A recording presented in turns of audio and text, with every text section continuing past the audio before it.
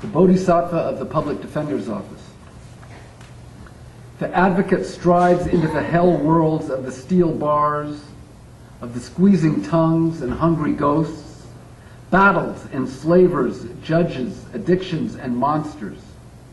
In this Dharma, one is not armed with a sword, but a word, a mindful and concentrated intellect connected thereto.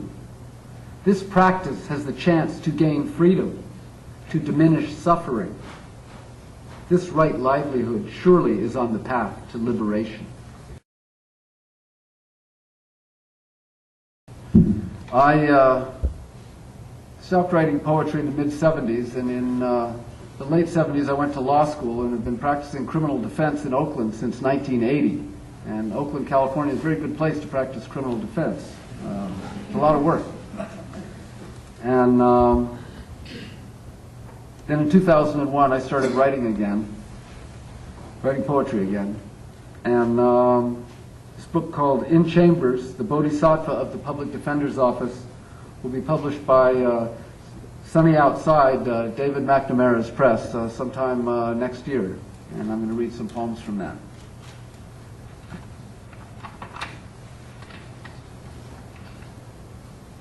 In Chambers. It's the most high-stake poker game in the world, he said, exaggerating only slightly, leaning over in his chair towards mine as we spoke in quiet voices heard by no one else in the chamber. Advocates and adversaries, sitting in a circle as they have for years, the black robe in the center of attention, the center of power, the robe changing its inhabitants on a cyclical basis, showing enough of your hand to create a threat to the opponent, keeping as much powder and ammunition dry as possible for use in battle if it comes. Presenting technical legal issues or broad constitutional claims, always against a factual background, limited by the provable facts and evidentiary objections of your opponents. Always the facts.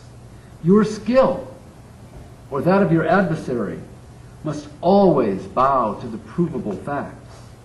Yet the sieve of evidentiary objections of hearsay and 352 and 1101B, the sieve of judicial discretion, strains that factual material so thin sometimes, so fat at others, that its rough weave resembles the truth like a general outline.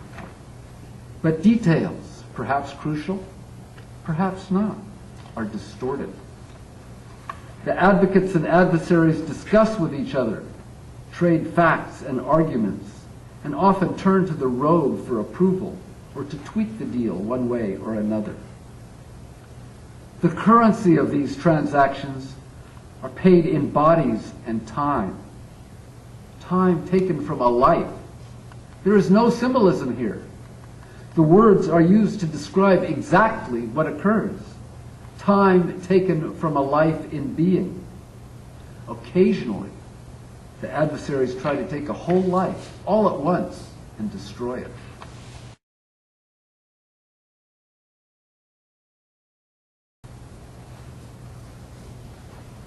Gandhi also spun for Tony Serra.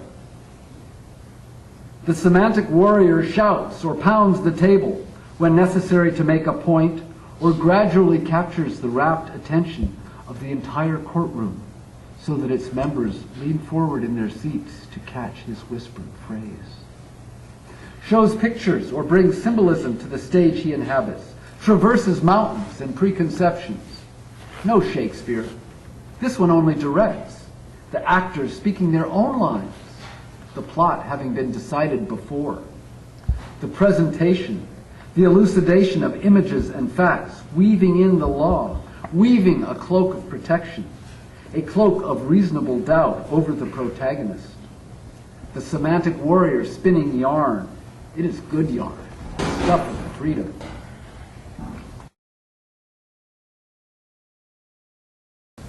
The body trade. There is no symbolism here. We trade in bodies. Less time for certainty and to spare the prosecutor the ordeal of a trial. Money and time are the only commodities. For more serious crime, money doesn't cut it. Some crimes cost a life in return. The shit gets real basic, real fast.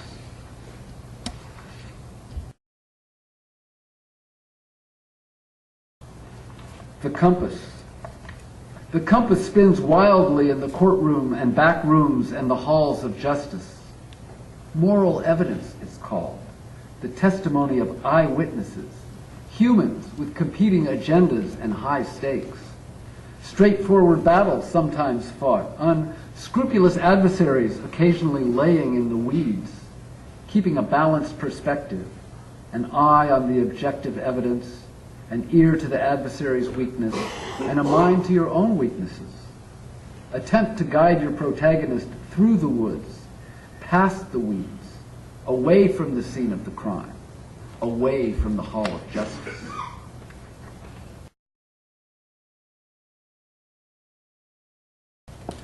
The Lunar Calendar.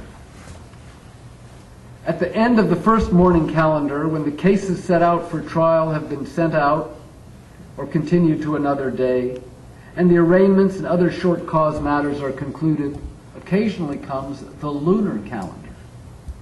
So called because the sun is not fixed in its proper place. In these firmaments, the circles are not concentric, the famous dots unconnected. They have a law for this situation. Section 1368, too crazy to stand trial.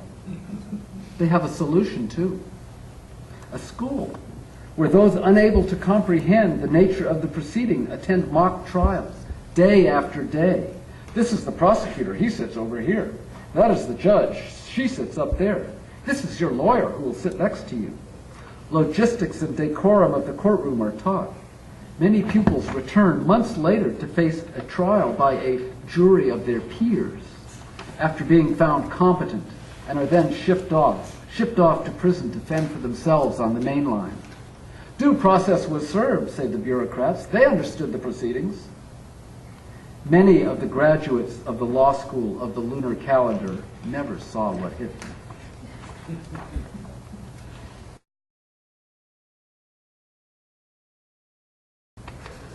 The contact visit. A face-to-face meeting in a locked room in the belly of a building. Heavy sliding doors, guards in the control room through one-way tinted glass. 1 hour meeting in the cement and metal room. My client less dangerous than many in the halls of power, secular and religious. I discuss legal tactics and strategy, possible outcomes. Case strategy with a young man determined not to show his fear. Between the proverbial rock and a hard place, on a slippery incline over the abyss, I have his rope in my hands. After work for Mary Holbrook. The finest example of her species gives me helpful encouragement, a respite from the fray, a newly sharpened sword. The garden is in full bloom.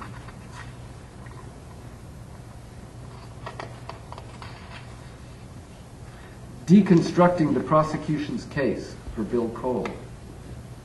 Deconstructing the prosecution's case can reveal gaps that may be too wide for logic to cross, too convoluted a theory, sloppy police work, a house of cards, a weak link. Shake the foundation with a question that cannot be answered, an insinuation reducing the offense.